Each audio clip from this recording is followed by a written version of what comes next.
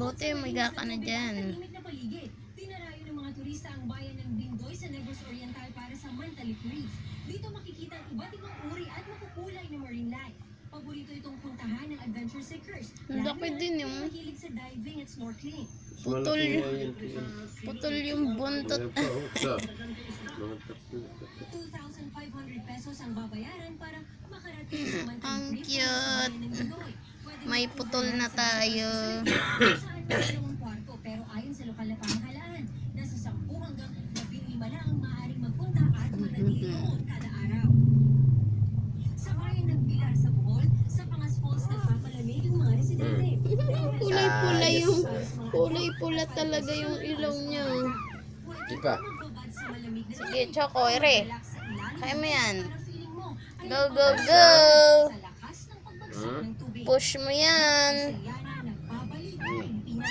Ang bait naman ni Choco. Parang di hirap gumagana. Titigan niya. Umiiri siya. Umiiri na.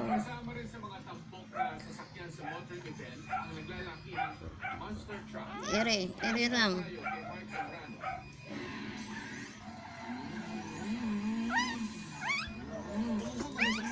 Sige na. Hayaan mo yan dyan umiyak.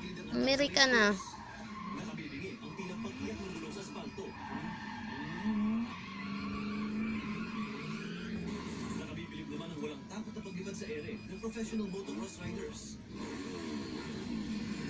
Parang gray. Tignan mo pa, parang gray yung ano. Ay, hindi. Parang guhit na. Parang gray siya. Ay, o blonde. Parang kakulay ni Choco. Yung sa may ulo. Hindi lang mga kotse kundi iba't ibang motoring disciplines ang makikita dito sa Philippine Arena Motoring Festival. Kung kaya tinuturing itong pinakamalaking motoring festival dito sa Pilipinas. This is the first time that we're having Sige na, umiri ka na. that involves different disciplines. All